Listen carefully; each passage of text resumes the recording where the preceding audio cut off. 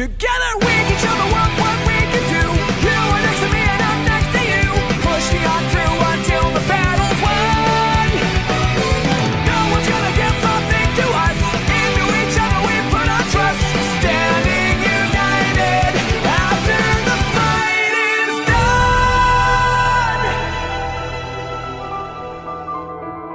Yo, what's going on, guys? It's me, the Ninja Reviewer here. Time for another exciting review of the one and only 7 Deadly Sins Revival, the 10 Commandments, aka Season 2 of... So let's talk about this episode of 7 Deadly Sins. Because this episode was just as crazy a lot of things have went down this episode. Alright, so let's just talk about what's going on right here. So first of all, we had the fight between Gowther versus Diana. So we had that fight going on, and I gotta say, the fight looked really, really clean. I mean, it wasn't like the most gorgeous thing like ever made, but it was smooth and silky as fuck, boy. You could obviously tell like they took a lot of time to do the smoothness of the animation, and it looked really well done. I really liked the dynamic of the fight. It looked really well done, and it was pretty cool to see that Diana was still pretty pissed. And for a giant that actually shrunk in size, girl, she can fucking move. I mean, she's better than Sakura. Yo, I would take Diana over Sakura any day. Like, she kind of reminded me a little bit of like half a bit of Sakura, but a much more better character. Just saying. So anyways, yeah, so even though I know a lot of people are pretty much hey, if you're a Sakura fan, it's fine, but for me, when it comes to that, I'm more on the lines of basically Diana. Yo, I love the way she sort of ground against Gowther. That was pretty cool. And then, of course, we got Meliodas, who pretty much interrupts the fight and pretty much finds a way to get, him to calm down, and for him to actually make him get most of the people, to get Giola's memory back. And of course her brother too, because technically he really wanted to do this because he wanted to feel like true. He wanted to know the experience of love, but this wasn't the way to do it. He said, like, look, just put me in a room somewhere that's separated from you guys, so I don't do this kind of crazy shit again. But then Marilyn had a suggestion where he turns him back into his original form, and I'm like, original form? I'm like, okay, so this has got to be like really odd. And what it is that Gowther is some kind of like doll.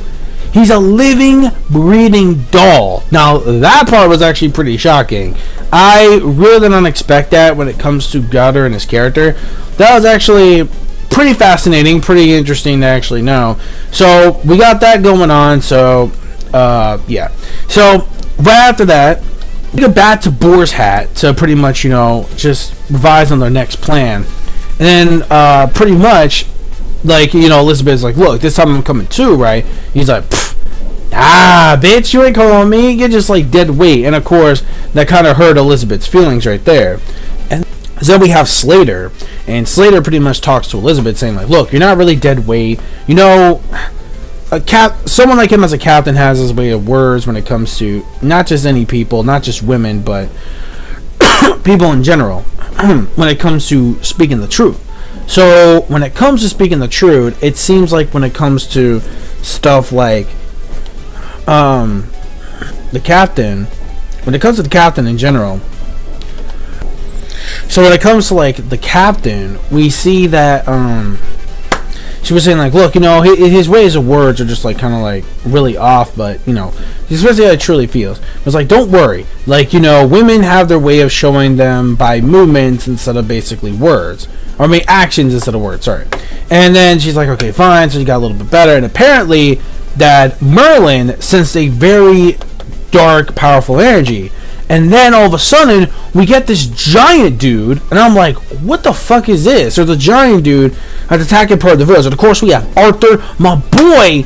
Arthur comes into the fray, but not even he can really like stop it too much. But actually, no, correction. He didn't really fight it yet, which I really want to see this dude fight because it's been so long. And I really like Arthur. Arthur was a cool character. Then, of course, we have Meliodas showing up. Then all of a sudden, he tries to actually deflect it from actually destroying parts of the village. And we see that half of his sword, the actual secret treasure he got, it's good, but it's not good enough. Like, it still kind of wore off after his last fight. So then Merlin had the ability to give something that was lost from him 10 years ago, was part of that sword that he had. And when he used it, I was like, yo! I was like, and this thing, yo, if you ever read Toriko, forget about watching it. If you ever read Toriko, when it comes to the power levels, okay, the power level structure, I don't mind in Toriko, because in Toriko, it makes sense. Like on some RPG, Monster Hunter kind of shit, it makes sense. And here, it does make a lot of sense too, when it's taking a lot of part of the medieval time. Yo, that thing must have been over like 5,000. Yo, the power level of that weird ass giant was ridiculous. I'm like, yo, like the way Meliodas had the sword in full, not even half, the whole thing comes whole again, and it's just like, yo, that shit was cool as fuck. And I love the animation style to run with it, and especially because we saw that like in the trailer preview from when he actually fought it, because when I saw the trailer preview for it, I saw him where he was fighting that giant that was like, oh shit, just like in the preview thing where he like fights the giant thing. So that was actually pretty cool. So that shit was pretty beastly. Really enjoyed that. Alright. And then meanwhile, right after that, we go back to the fairy forest, and we find out that you know that the fairy forest doesn't really need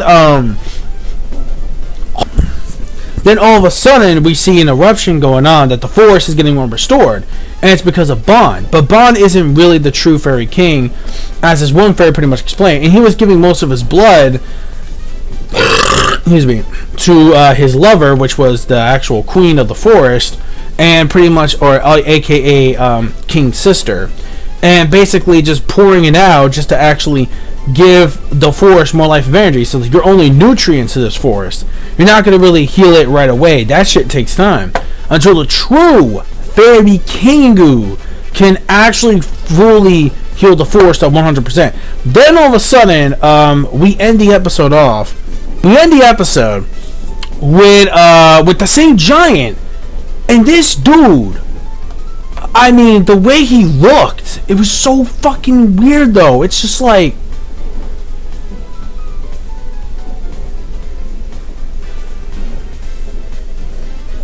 pretty much, like the way that shit looked. I wish I could find an image of it, but of course it's very hard because it's not officially out. Again, it's not on Crunchyroll or it's not on Netflix. It's basically, you know, on a site. You'll have to Google it for now, which I kind of wish I could have just done with like Devilman, or not Devilman, but or like maybe Stimmy. I don't know. They could Stimmycast it somehow. But Funimation released a DVD and the Blu-ray box sets. So I'm thinking, why the hell couldn't we just do this from Funimation and have it Stimmycast, which would be easier? But no, of course not, because obviously it'd be too easy. But regardless, though, it was freaking weird. You gotta see this shit for yourself, man.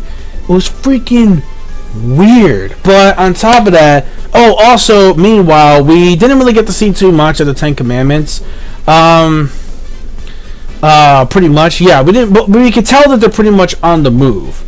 From what I can pretty much gather, we see the leader Zeldris, and of course we have Montspeed, which are right there. And they're like, you know, they're planning like they're spreading out finally, and they're kind of sensing exactly where each member is. So I think that's pretty much all we got. So there we go. So that's basically the whole episode. The pacing, as usual, very, very fast, quick pacing from what we actually got from point A to point B. So a very straightforward episode this week. I really did love the fight between Diana, you know, again, versus Growler. That was a really awesome fight we got going on. Then, of course, the Meliodas stuff. You know, when it comes to that going on, you know, everything else is pretty much just more like set up for like things to come. I guess because everything else was just mainly like a lot of dialogue exposition. Like the two action scenes really made this episode shine.